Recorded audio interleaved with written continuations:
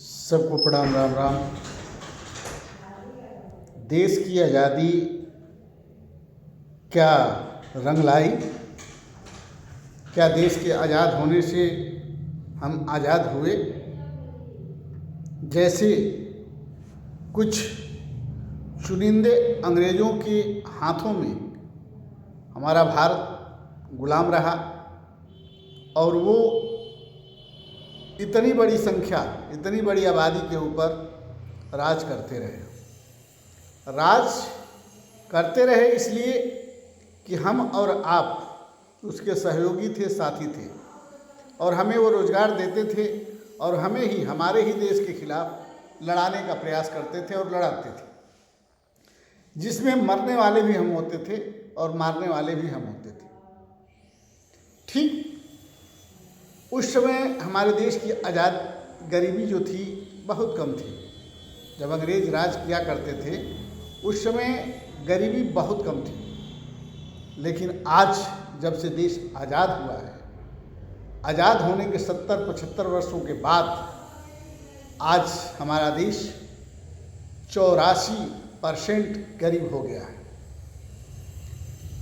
कहने का तात्पर्य ये है कि कहीं न कहीं आज़ादी हम गरीबों के लिए नहीं, उन चुनिंदे नेताओं के लिए हुई जो आज सरकार में हैं, जो आज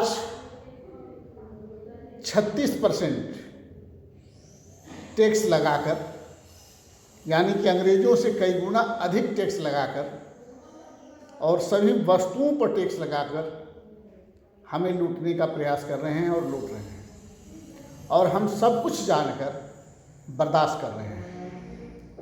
अरे देशवासियों, आप अपने लिए नहीं, समाज के लिए लड़ो, देश के लिए लड़ो, अपने बच्चों के लिए लड़ो, अपने आने वाली पीढ़ियों के लिए लड़ो, अपने आने वाले वंशों के लिए लड़ो, लेकिन लड़ो, गलत का विरोध करो, सच्चाई का साथ दो, झूठ का विरोध करो। अगर ऐसा नहीं करते हो तो अभी क्या, इससे अधिक तकलीफ में तुम्हारे आने वाले वंशज चले जाएंगे। जब अंग्रेज यहाँ राज करते थे तो उनका विदेश में थोड़ा भी पैसा जमा नहीं था, लेकिन आज़ादी होने के बाद आज विदेशी बैंकों में जितना पैसा जमा है, अगर इतिहास खंगाला जाए तो पूरे भारत के इतिहास में 75 वर्षों में इतना काला धन इसके पहले विदेशों में नहीं जमा था। उस काले धन जो भी जमा था उसकी बदौलत सरकार देश में आई और काला धन के नाम पर सरकार बनाई। लेकिन इस सरकार बनने के बाद काला धन की जो बढ़ोतरी हुई, जो रुपया गिरा, जो जीडीपी गिरा, ये असहनीय है। विश्वास नहीं किया जा सकता है कि जिस देश में इतनी महंगाई हो, इतनी बेरोजगारी हो और इतनी अव्यवस्थाएं हों, उसके बावजूद भी हमारी जीडीपी गिरती जाती हो, हमारी महंगाई बढ़ती जा रही हो, बेरोजगारी बढ़ती जा रही हो और हम सभी लोग 84 करोड़ लोग 5 किलो अनाज के पीछे दिन भर कई दिन तक खड़े रहते हों लाइन में और 2000 रुपये के लिए बैंक में लाइन लगाए रहते हैं। उस देश में, जिस देश का ढिढोरा विदेशों में पीटा जा रहा है, जो देश विश्व गुरु बनने जा रहा है, जो देश हिंदू राष्ट्र बनने जा रहा है, जिस देश में हम समाज के लोग सिर्फ मंदिर खोजने में लगे हुए हैं, सिर्फ हिंदू मुस्लिम करने में लगे हुए हैं, क्या देश के ऊपर किसी का फोकस नहीं है? क्या समाज और गरीब के ऊपर किसी का फोकस नहीं है? ये कहीं न कहीं हम सबकी कमजोरी है। जो हम गलत का विरोध नहीं कर सकते हैं, सच्चाई का साथ नहीं दे सकते हैं और अपने देश की सुरक्षा, समाज की रक्षा के लिए दो शब्द बोल नहीं सकते हैं, ये बहुत बड़ी विडंबना है। इस विडंबना को सोचना और समझना होगा और इस विडंबना से बाहर आकर आवाज़ उठाना होगा।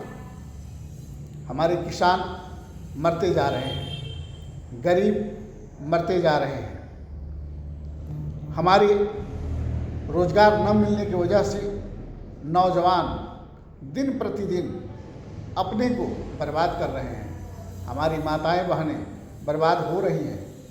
समस्या चरम पर है, लेकिन सवाल पूछे कौन? सवाल पूछने वाला भी तो उसी के साथ है। चोर चोर मौसेरे भाई।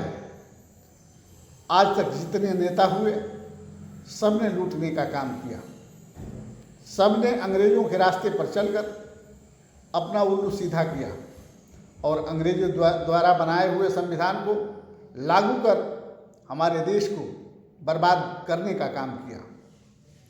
अंग्रेजों को जाने से फायदा क्या हुआ जब हम उसी कानून के तहत उसी तरह सताए जा रहे हैं, मारे जा रहे हैं, दफनाए जा रहे हैं,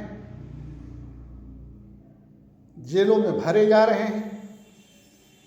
सेम वही कंडीशन जो अंग्रेजों ने किया। आखिर हमें सरकार बनाने से फायदा क्या हुआ? हमें अंग्रेजों को भगाने से फायदा क्या हुआ? हमारे पूर्वजों की कुर्बानी, हमारे चंद्रशेखर आज़ाद, भगत सिंह की कुर्बानी, हमारे गांधी जी की कुर्बानी क्या इसी दिन रात के लिए हुई थी कि हम दिन प्रतिदिन टैक्स के बोझ के तले दबते रहें, सांस लेते और कराहते रहें और असुविधा होने के बाद आत्महत्या करते रहें? क्या इसी दिन रात के लिए हम लोगों की माताओं ने जन्म दिया है?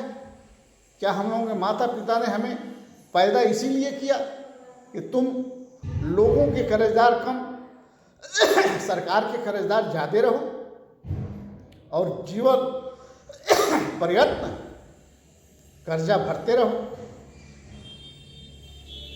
और तुम्हारा पैसा पूंजीपतियों में बांटा जाए, उनके टैक्स माफ़ किए जाएं, उनके कर्जे माफ़ किए जाएं और तुम्हारे कर्जे न माफ़ किए जाएं और कर्जे के जगह पर तुम्हारे ज़मीन, खेत बाड़ी और तुम्हें काबिज कर लिया जाए।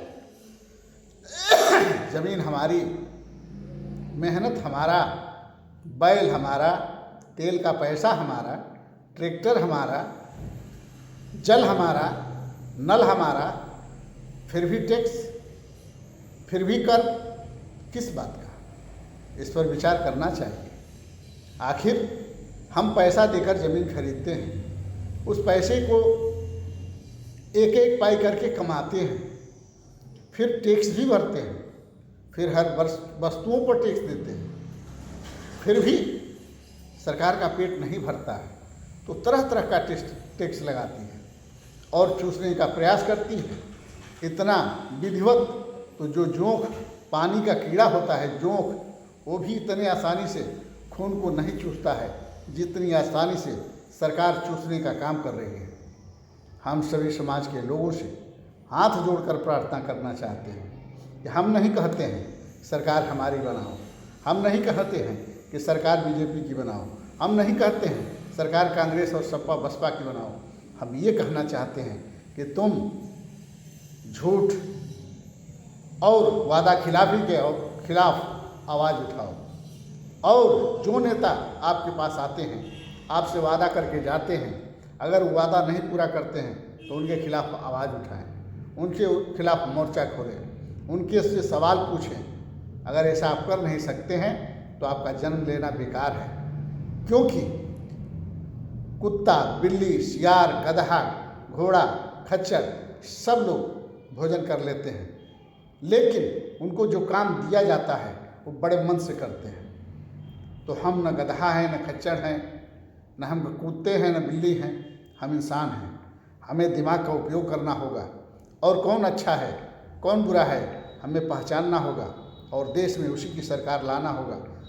तब पूर्ण आज़ादी होगी जब किसी गरीब का बच्चा उस कुर्सी पर बैठेगा, झूठा बच्चा नहीं सच्चा बच्चा, तब देश का विकास होगा। जय हिंद, जय भारत, जय सर्व समाज।